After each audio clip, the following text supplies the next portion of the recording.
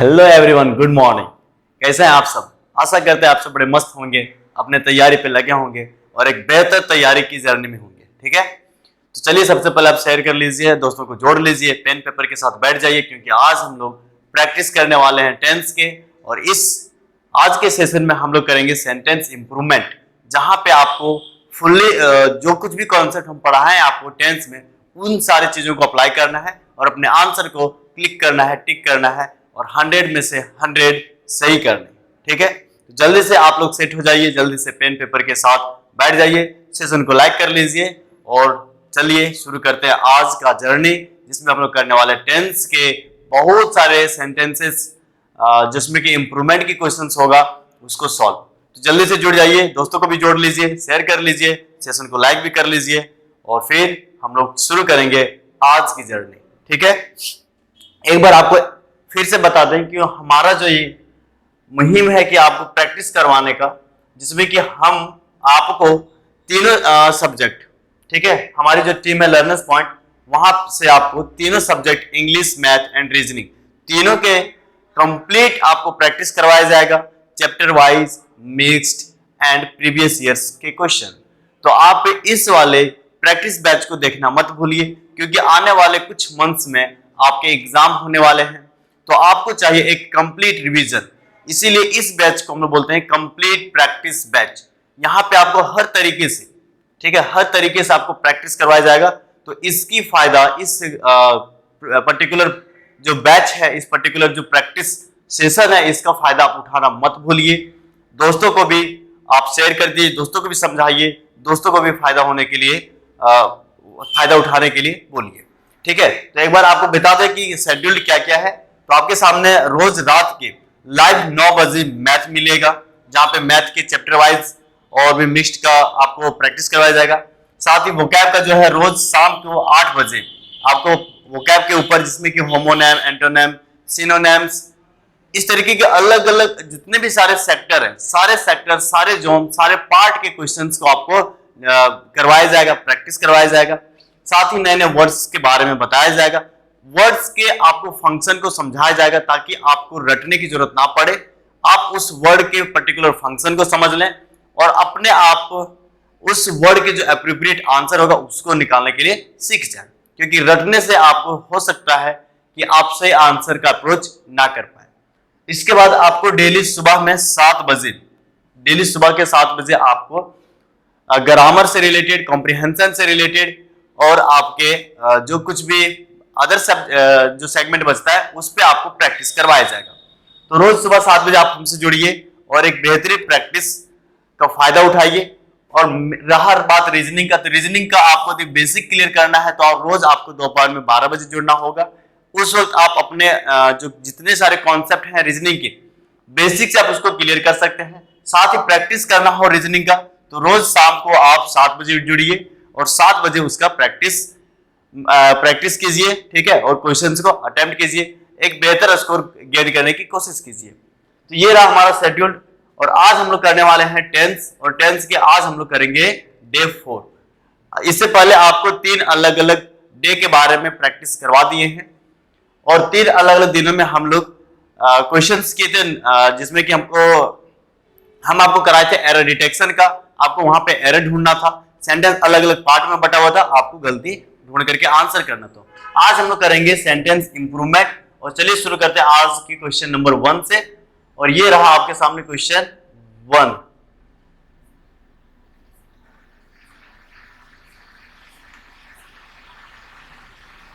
चलिए, ये क्वेश्चन 2 से आपको करना पड़ेगा, क्योंकि क्वेश्चन 1 किसी कारणवश स्लाइड में नहीं आया है।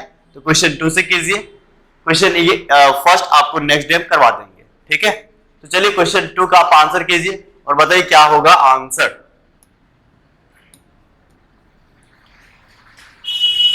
तो क्वेश्चन 2 में क्या लिखा हुआ, he had his breakfast when we visited him. ठीक है, आपको अंडरलाइन सेगमेंट कहां से दिया हुआ है, यहां से लेकर के यहां तक। इसी को यदि इसमें गलती है, किसी भी तरह का ग्रामेटिकल एरर है, तो आप इसको इंप्रूव कर सकते हैं। और यदि नहीं है ग्रामेटिकल एरर इसमें, तो आप आंसर करते हैं option D, that means no improvement. तो सबसे पहले बताइए कि इसमें गलती है या नहीं है, और है तो आंसर क्या होगा। और आपको बता दें कि जितने सारे क्वेश्चंस हैं ये सारे आपको प्रीवियस ईयर के क्वेश्चन हैं, ये सारे के सारे आपको प्रीवियस ईयर के क्वेश्चन हैं, ताकि आपको पता चल सके कि प्रीवियस ईयर में कैसे क्वेश्चंस पूछा गया था और किस पैटर्न में क्वेश्चन पूछा जाता है। तब जाकर के जो आप कॉन्सेप्ट पढ़े हैं अपने क्लासरूम में या फिर हमारे साथ ऑफलाइन बैच में, आपको उसका एप्लीकेशन उसे किस तरह से अप्लाई करना है उसको आप बेहतर तरीके से समझ पाइएगा। तो ये सारे प्रीवियस ईयर के क्वेश्चंस हैं, आप इसका आंसर करने की कोशिश कीजिए। चलिए अब आपको हम बता दें कि व्हेन का यूज आपको हम बताए थे क्लास में, व्हेन का यूज बताए थे। आप बोलेंगे जी हाँ सर। व्हेन के बाद बोले थे कि आपके पास इधर जो व्हेन के साथ कंजुगेटेड सेंटेंस आता है, इसमें आपको सिंपल पास्ट, साथ में आपको यहां पे पास्ट कॉन्टिन्यूअस। देखिए इन सारे क्वेश्चन का आंसर आपको 8 से 9 सेकेंड्स में ही करने हैं, लेकिन हम आपको बताए जो कॉन्सेप्ट है उस कॉन्सेप्ट का एप्लीकेशन बताएं कैसे करना है, इस चीज को हम लोग इस एक्सप्लेनेशन में समझ रहे हैं। ठीक है, जैसे से इस चीज को हम लोग समझ लेंगे, आप इसके क्वेश्चंस 8 से 9 सेकेंड्स में कर लीजिएगा आराम से, इतना तो कॉन्फिडेंस आप हो जाइएगा। तो पहले हम लोग कॉन्सेप्ट को अप्लाई करने के लिए सीखते हैं। इसके बाद आपको क्या बोले थे कि पास्ट परफेक्ट, मतलब ये आपको समझा चुके थे कि व्हेन के बाद आप simple past, past continuous and past perfect तीनों तरह के सेंटेंस का आप यूज करेंगे, तीनों तरह के टेंस का आप यूज करेंगे। डिफरेंस आपको हम बताते हैं simple past and past perfect में। सिंपल पास्ट का आप यूज करेंगे जहां पर आपको डिपेंडेंट वर्क दिखता था और टाइम गैप नो के बराबर था, नहीं के बराबर था। और पास्ट परफेक्ट का यूज करेंगे आप इंडिपेंडेंट में, किस तरह के वर्क में, इंडिपेंडेंट में। और यहां पे आपको टाइम गैप मिलेगा, और जब टाइम गैप मिलता है तो कहीं ना कहीं एक काम, दो तरह के काम हो रहा है, तो कहीं ना कहीं एक काम फर्स्ट वर्क पहले हुआ होगा और सेकेंड वर्क बाद में हुआ होगा। और फर्स्ट वर्क के लिए आप यूज कर रहे थे कौन सा टेंस, पास्ट परफेक्ट, और दूसरी ओर सेकेंड वर्क के लिए आप क्या यूज करते थे, सिंपल पास्ट। कि ये सारे बातें आपके माइंड में घूम रहा है, कि ये सारे बातें आपको फिर से रिमाइंड हो रहा है। यदि रिमाइंड हो रहा है दैट मींस कि आप कॉन्सेप्ट को बढ़िया से क्लास में पढ़े थे, और नहीं रिमाइंड हो रहा है तो एक बार कॉपी को पलटिए, देखिए कि कहां पे हम बताए हैं, वहां से आप इसको रिलेट करने की कोशिश कीजिए और फिर से अपने माइंड में इस मैकेनिज्म को तैयार कीजिए कि क्या ऐसे ऐसे ही बताए थे। आप बोलेंगे जी हाँ, ठीक है। अब इस वाले टेंस को देखिए, he had his breakfast when we visited him। क्या यहां पे इस when के बाद दो अलग अलग काम हुआ? आप बोलेंगे जी हाँ, विजिट करने का और उसके खाना को खाने का, ब्रेकफास्ट को खाने का। क्या दोनों काम में डिपेंडेंट है या फिर इंडिपेंडेंट है? आप बोलेंगे जी हाँ, यहाँ पे तो इंडिपेंडेंट वर्क है। जब इंडिपेंडेंट वर्क है तो क्या एक काम पहले होगा फर्स्ट वर्क और दूसरा सेकेंड वर्क होगा? आप बोलेंगे जी हाँ, ये भी संभव है और ऐसा ही होगा। अब बताइए कि कौन सा काम पहले होगा, कौन सा काम ऑलरेडी पहले कंप्लीटेड होगा? तो बोलेंगे कि हम तो विजिट बाद में करेंगे, इससे पहले कि वो खाना खा लिया होगा। इसका मतलब इस वाले सेंटेंस का आपको यूज कहां पे करना है, पास्ट परफेक्ट। पास्ट परफेक्ट का क्या स्ट्रक्चर होता है? तो पास्ट परफेक्ट का स्ट्रक्चर में आपको यही चीज बताई कि हेड प्लस V3 आपको देखना है, आगे सब्जेक्ट तो आपको मिल ही जाता है और बाद वाले अदर वर्ड्स आपको मिल ही जाते हैं। अब यहां पे आपको हेड प्लस V3, लोग नो इंप्रूवमेंट क्यों कर देते हैं? क्योंकि यहाँ पे हेड दिख रहा है, लेकिन गलती मत कीजिए, क्योंकि आपको बताए थे कि हेड कभी कभी मेन वर्ब के रूप में काम भी करता है, और जब ये मेन वर्ब के रूप में V2 के रूप में आता है that means subject plus V2 हुआ और ये बनाता है सिंपल पास्ट टेंस। लेकिन यहां पे चाहिए आपको पास्ट परफेक्ट जो कि हेड प्लस V3 चाहिए था। हेड के बाद V3 कहां पे है? यहां पे है? आप बोलेंगे जी नहीं है। इसका मतलब यहां पे इंप्रूवमेंट करने की जरूरत है, तो ऑप्शन डी नहीं होगा। अब तीनों में से चाहिए हेड के बाद V3, हेड के बाद V3, हेड के बाद V3, answer A.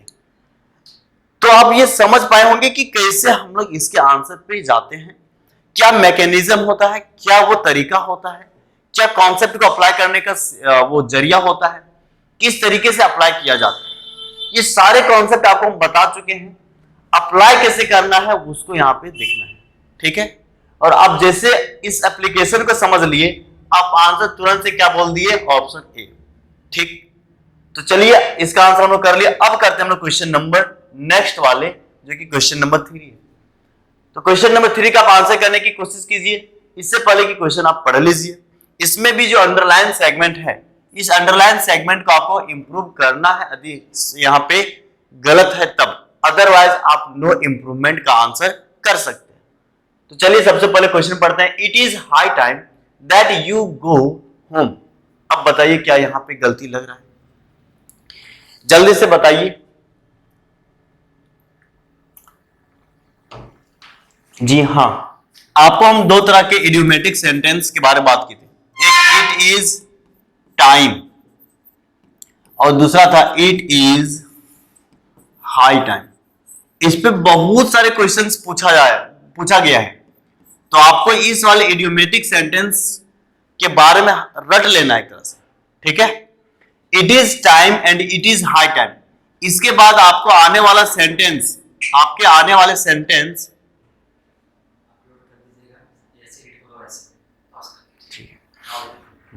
It is time and it is high time, ये दोनों इडियोमेटिक सेंटेंस के बाद हमेशा आपका यहां पे क्या आता है, सिंपल, हाँ जोर से बोलिए, सुनाई नहीं दे रहा है, सिंपल पास्ट। वेरी गुड, क्या होगा, सिंपल पास्ट, एक्सीलेंट।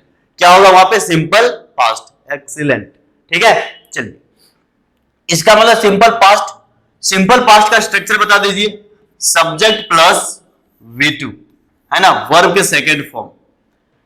अब यहां पे इट इज हाई टाइम, नया सेंटेंस आया, नया सेंटेंस में ये सब्जेक्ट बना, इसके पास जाइए हमको V2, क्या गो V2 है, धीरे धीरे बोलिए, कान में बोलिए, क्या गो V2 है, नहीं है ना, तो क्या होगा, गो के जगह पे वेंट, V2 बनाएंगे, क्या बन जाएगा, वेंट।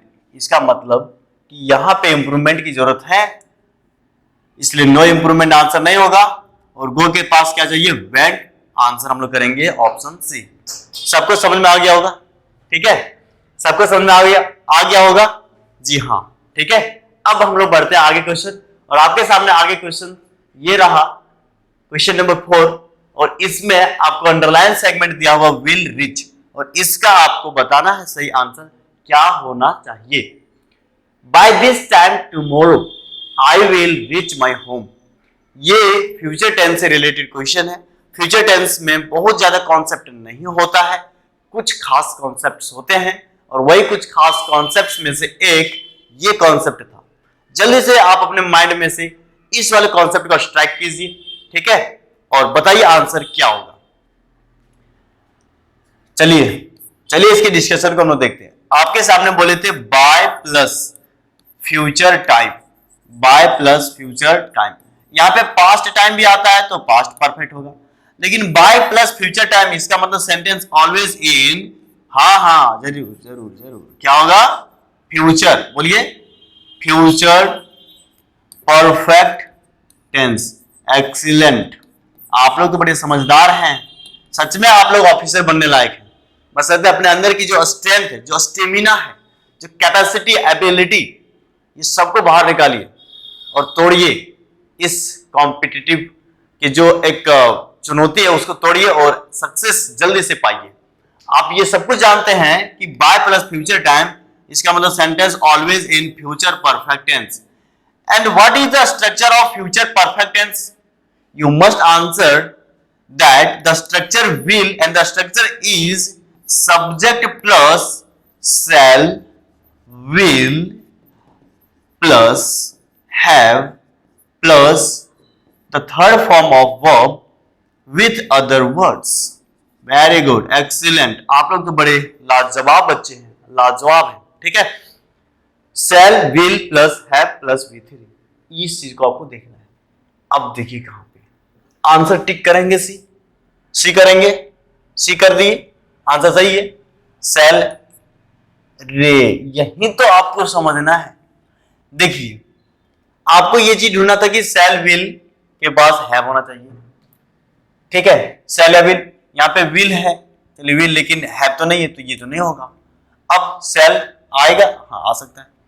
अब देखिए ये दोनों में से ना लगभग सब कुछ सेम है, लगभग सब कुछ सेम है, लेकिन आपको उतनी जल्दबाजी नहीं करनी है, उतनी जल्दबाजी नहीं करनी है कि जिसका आंसर आपको आता था उसको भी आप गलत कर देंगे, जैसे अभी हम गलत कर रहे थे ना। यस, इसी चीज को समझाने के लिए इस तरह का क्वेश्चन हम बनाए हैं।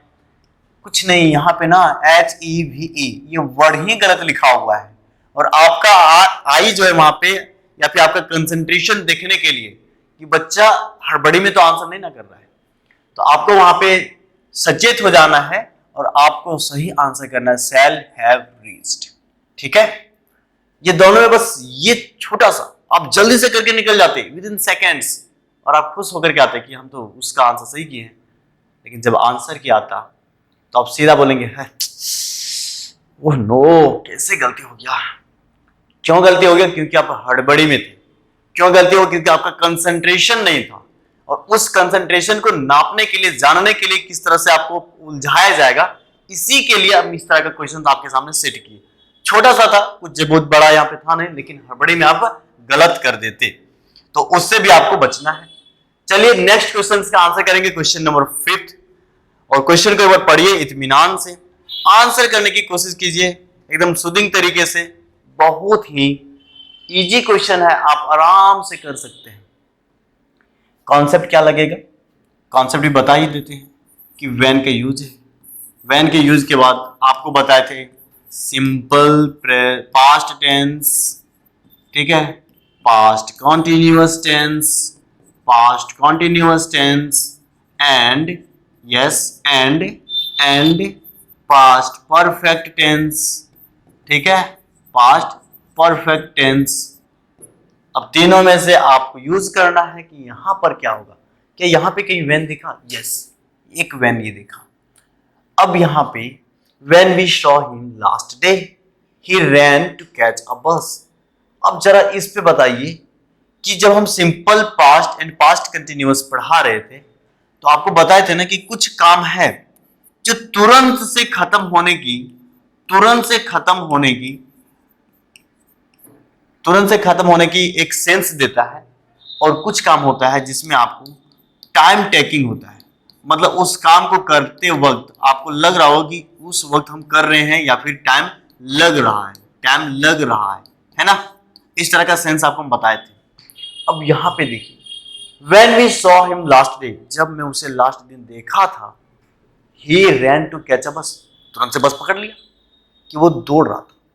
यहाँ पे रैन है ना, दौड़ रहा था कैच करने, बस को पकड़ने के लिए, तो तुरंत से दौड़ लिया और कैच को, मतलब बस को पकड़ लिया। भाई कैसे संभव है? तुरंत से दौड़ा, तुरंत से पकड़ लिया? नहीं ना, वो दौड़ रहा होगा या दौड़ रहा था जब हम उसे देखे थे। जब हम उसे लास्ट दिन में देखे थे तो क्या कर रहा था? बस को पकड़ने के लिए दौड़ रहा था। या ऐसा तो नहीं होगा कि जब आप देखे तो धड़ाक से दौड़ा, धड़ाक से पकड़ लिया?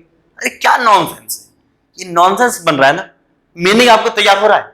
एकदम नहीं तैयार हो रहा है। इसका मतलब वहां पे टाइम ले रहा है, कंटिन्यूअस फॉर्म बना रहा है। इस चीज को हम क्लास में बहुत अच्छे तरीके से समझाने की कोशिश की है। तो यहाँ पे कहीं ना कहीं क्या होना चाहिए? पास्ट कंटिन्यूअस आना चाहिए। किसके लिए? Ran to catch. तो रैन टू कैच के लिए पास्ट कंटिन्यूअस क्या होगा? Was running. और यहाँ पे थोड़ा सा इंप्रूवमेंट कर लीजिएगा इस क्वेश्चन में। क्वेश्चन में क्या कीजिएगा कि इस जगह पे ना ये जो कैच तक का है ना, ये कैच तक का अंडरलाइन यहाँ पे नहीं होगा। ठीक है, ये रैन टू होगा बस। ठीक है, यहां तक ही रनिंग टू क्लिनिक, यहां तक। ठीक है, चलिए, तो अब आपका आंसर क्या हो जाएगा? He was running to catch a bus. ठीक, कोई दिक्कत, कोई परेशानी? आप बोलेंगे जी नहीं, यहां तक तो सब कुछ सेट है। और आंसर क्या करेंगे आप? आंसर बी करेंगे। क्यों करेंगे? क्योंकि कंटिन्यूअस सेंस बन रहा था, टाइम टेकिंग वाला सेंस बन रहा था, और टाइम टेकिंग वाला सेंस बनता है, that means you have to apply the past continuous tense after when. ठीक है, चलिए अब नेक्स्ट आपके सामने क्वेश्चन है, she has slept for 8 hours last night. इसका आंसर कीजिए। Slept, had been sleeping, no improvement. Question को एक बार पढ़िए, इत्मीनान से पढ़िए, अपने जो सेंस है, जो अपना दिमाग है, जो कुछ पढ़े, अपने नॉलेज का यूज कीजिए, उपयोग कीजिए, और बताइए आंसर क्या होगा। ठीक है, हैज बीन स्लीपिंग क्या हो जाएगा? Has been sleeping. बेवकूफ, बेवकूफ नहीं बोले आपको हम। अरे लास्ट नाइट है भाई, लास्ट नाइट। इसकी मतलब क्या हो गया? Past time.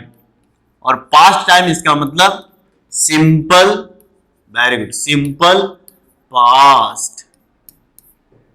सर एक बात, सिंपल पास्ट तो सही है, लेकिन ये फॉर 8 आवर्स, ये हम आपको पढ़ाए भी थे ना, और आप पढ़े भी थे, आप जानते भी होंगे कि सिंस और फॉर के बाद अति क्या हो जाए? टाइम एक्सप्रेशन बन जाए, टाइम आ जाए और बन क्या जाए? Time expression.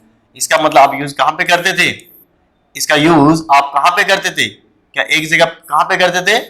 अभी पास्ट में है तो नहीं, प्रेजेंट में ना, तो क्या करते थे? Present perfect continuous.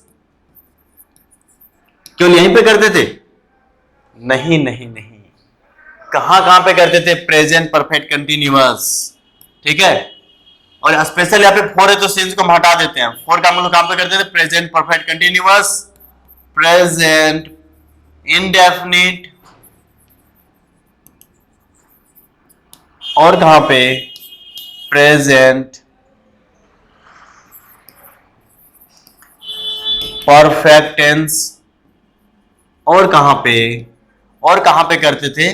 Same past में भी, यानी पास्ट के परफेक्ट कंटिन्यूअस, पास्ट के सिंपल पास्ट या फिर पास्ट के इंडेफिनिट और पास्ट के परफेक्ट, इन तीनों जगहों पे करते थे मेरे दोस्त।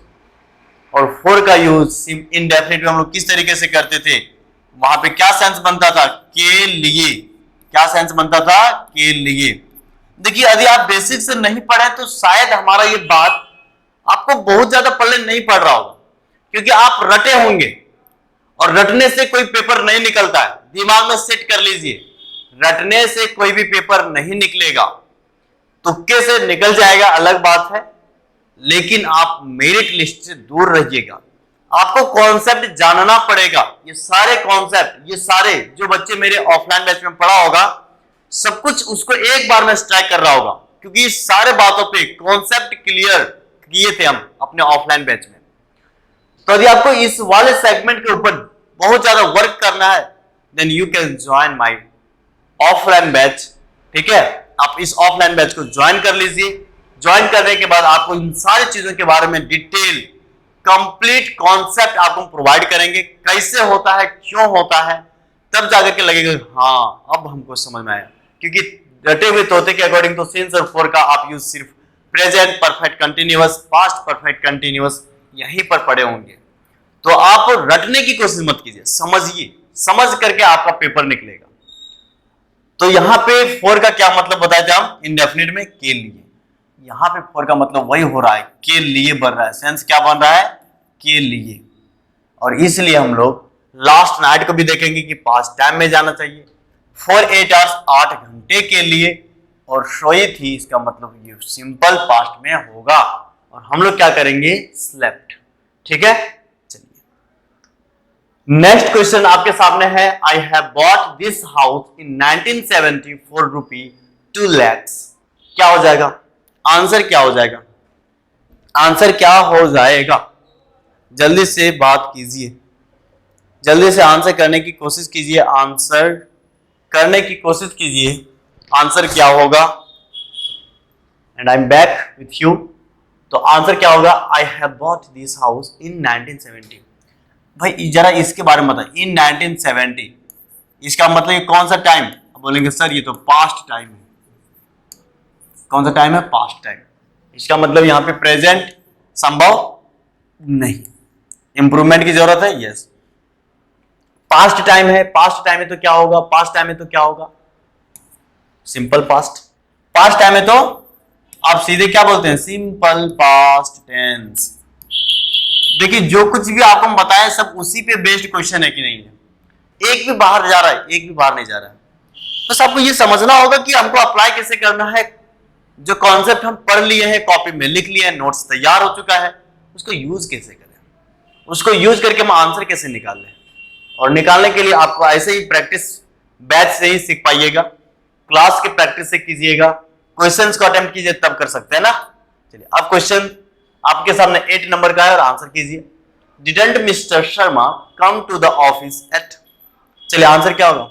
नो इम्प्रूवमेंट की जरूरत है, डिड, डज, डू, तीनों के बाद आपको चाहिए क्या, क्या चाहिए, फर्स्ट फॉर्म ऑफ वर्ब। यहां पे तो है, इसका मतलब ये भी सही है ना। No improvement, answer no improvement कर दें? नहीं, बहुत बढ़िया, आप लोग उस चीज को देख लिए। किसको, किसको देखे आप लोग? जी हाँ, इसी एट को, इसी के बारे में बात कर रहे थे। इस एट का मतलब, एट का मतलब कौन सा वर्ड है? आप बोलेंगे सर ये तो परफेक्ट वर्ड है। कौन सा वर्ड है? परफेक्ट वर्ड है। परफेक्ट वर्ड है, इसका मतलब सेंटेंस कौन से टाइम में जाएगा? तो परफेक्ट टेंस में जाएगा। परफेक्ट दिखाने के लिए आप क्या यूज करेंगे? Have and has. According to mister Sharma what will come here, has और हैव। आप बोलेंगे सर मिस्टर शर्मा तो सिंगुलर है, और सिंगुलर के लिए आप बताते कि हैज होगा, दैट मींस हैजंट। और आंसर नो इम्प्रूवमेंट नहीं, बल्कि क्या होगा? Hasn't mister Sharma come to the office at. क्या अभी तक मिस्टर शर्मा ऑफिस नहीं आया है? और अब हम लोग बात करेंगे question number 9, how long are you working here. बताइए क्या होगा आंसर? आंसर क्या होगा? सही है आंसर, नो इम्प्रूवमेंट। टिक कर दें? टिक कर दें? कर दिया टिक। आपको 1 मार्क, आपको कितने? 3 मार्क्स और 2 मार्क्स मिल गया? नहीं, नेगेटिव में चले गए बेवकूफ। कैसे कैसे ऐसे हो गया सर? हम तो यही पढ़े थे ना कि आर यू वर्किंग, आर के बाद सब्जेक्ट, ये क्वेश्चन मार्क में है, और V4 सही तो है भाई। इस बात को क्यों भूल गए? आपके सामने हम हाउ लॉन्ग, इसके बारे में आपको बता चुके थे कि हाउ लॉन्ग किस तरह का वर्ड है। आप बोलेंगे कि सर टाइम एक्सप्रेशन वर्ड है। टाइम एक्सप्रेशन वर्ड का मतलब हमको नहीं आता है। क्या होता है time expression? Sir time expression कि यहां से काम शुरू हुआ और काम यहां तक चल रहा है, यहां तक आया हुआ है और आगे तक चल रहा है। बहुत बढ़िया, यही होता है। और टाइम एक्सप्रेशन का यूज कौन से टेंस में? टेंस कौन सा? तो आप बोलेंगे कि प्रेजेंट परफेक्ट। यदि प्रेजेंट है तो प्रेजेंट परफेक्ट कंटिन्यूअस, पास्ट रहा तो पास्ट परफेक्ट कंटिन्यूअस। स्ट्रक्चर क्या बोलेंगे? सब्जेक्ट प्लस हैव या फिर has plus been plus continuous form of verb with time reference and other words will come after that verb. So what will be the answer here? Answer will be have you been working here. क्या होगा? Have you been working here? Because have you been working, ये किस पे जा रहा है? ये जा रहा है इस स्ट्रक्चर पे, प्रेजेंट परफेक्ट कंटिन्यूअस का यहाँ पे नीड था। और आंसर करेंगे ऑप्शन ए। आंसर करेंगे ऑप्शन ए, और यही आपका सही आंसर था। तो आपको इस वाले चीज को तो बहुत अच्छे से आप समझ गए होंगे कि हाउ लॉन्ग एक तरह का क्या है, कौन सा वर्ड है? तो बोलेंगे टाइम एक्सप्रेशन वर्ड। और ये ऐसे बहुत सारे वर्ड्स के ऊपर हम बात कर चुके हैं ऑलरेडी, तो आप वहां से बार देख लीजिए कि कौन कौन से ऐसे वर्ड्स के ऊपर हम बात किए थे। ऐसे ही रिवीजन होता है, ऐसे ही आपको रिवाइज करने का तरीका अपनाना चाहिए, ठीक है। तो चलिए क्वेश्चन नंबर 10 को हम पढ़ते हैं और आंसर करने की कोशिश करते हैं। Who you said was coming to see me this morning। तो सबसे पहले यहां बताइए कि क्वेश्चन रेजिंग वाला यानी WH क्वेश्चन का क्या है? सेंटेंस है। सेड है, इसका मतलब पास्ट। सेड इसका मतलब पास्ट V2, ठीक है। सेड इसका मतलब पास्ट में V2 है।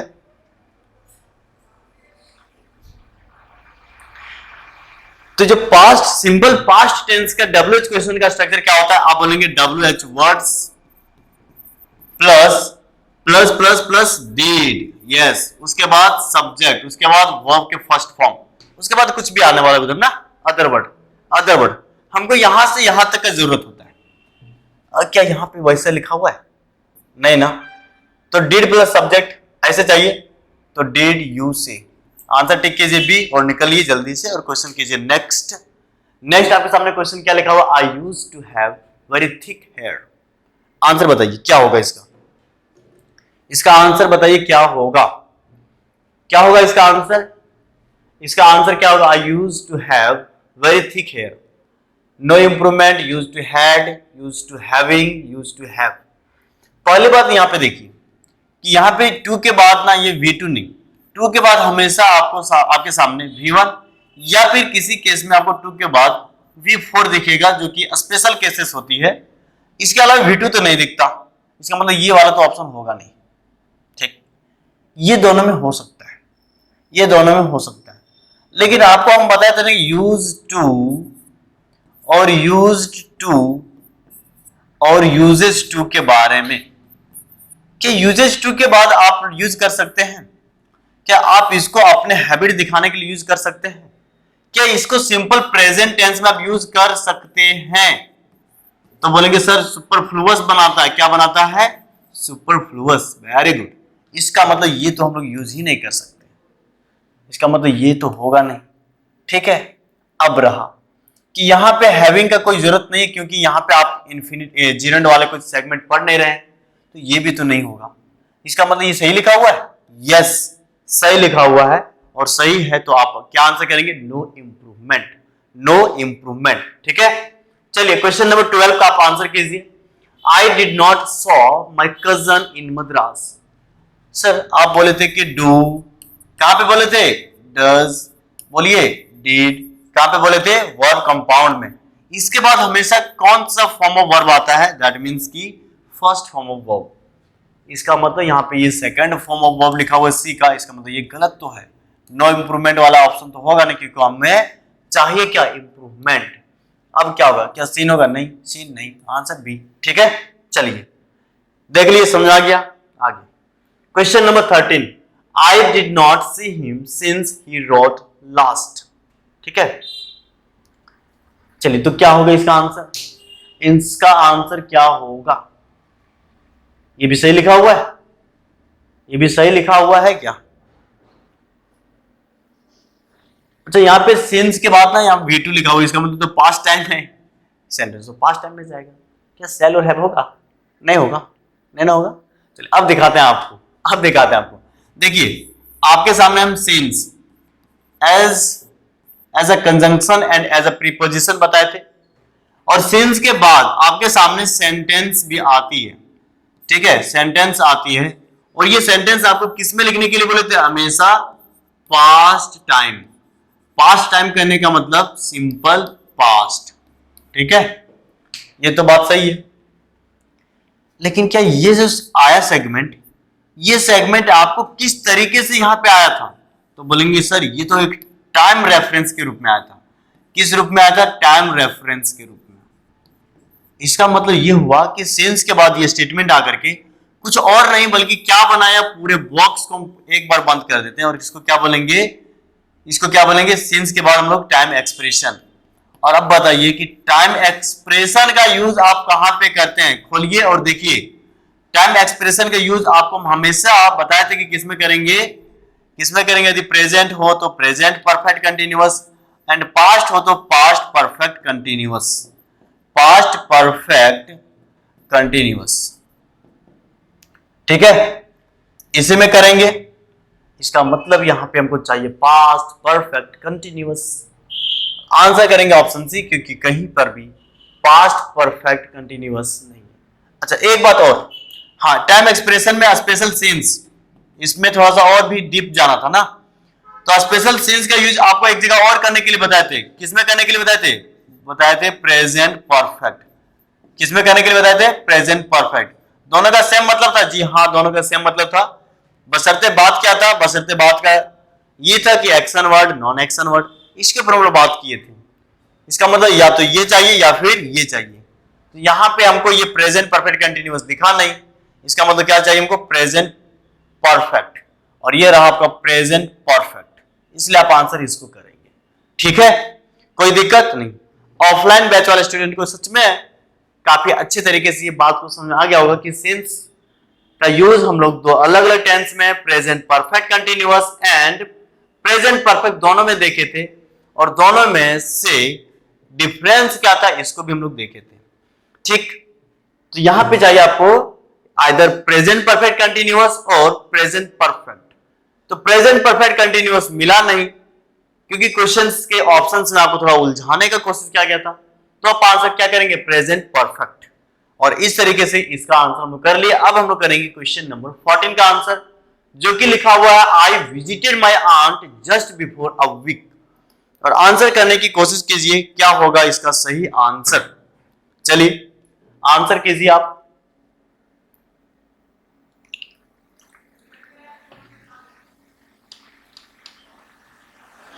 क्या होगा आंसर, क्या होगा? I visited my aunt just before a week.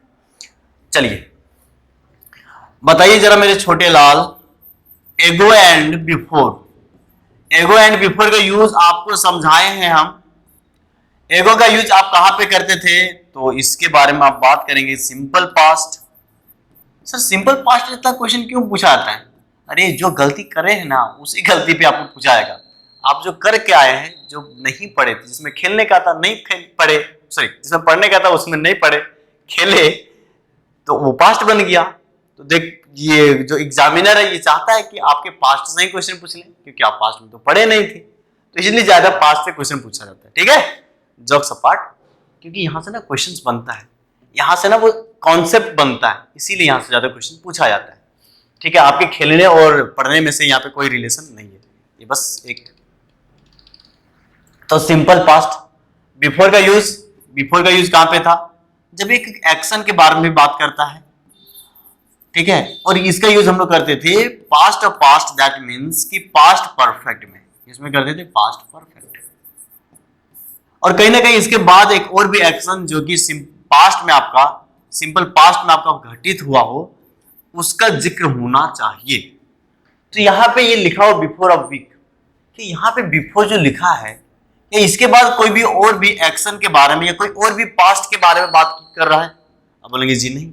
दूसरी ओर आई के बाद विजिटेड, सब्जेक्ट प्लस V2 जो कि आपका सिंपल पास्ट है, क्या सिंपल पास्ट में बिफोर का यूज करेंगे? जी नहीं, क्योंकि बिफोर का यूज हम लोग करते हैं पास्ट परफेक्ट।